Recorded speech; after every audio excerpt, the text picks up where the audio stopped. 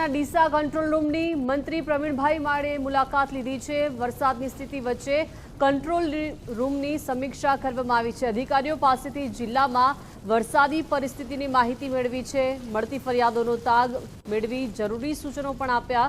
લોકોને તાત્કાલિક મદદ મળે તે માટે ચર્ચા કરવામાં આવી। અધિકારીઓને સતર્ક રહેવા માટે પણ સૂચના આપવામાં આવી।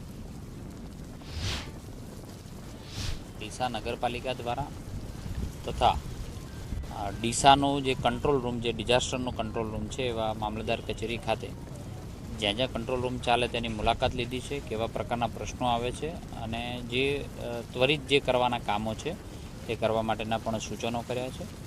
હાલ 5 ઇંચ જેવો વરસાદ ગતરોજ પડેલો અને સ્થિતિ હાલ કંટ્રોલમાં છે।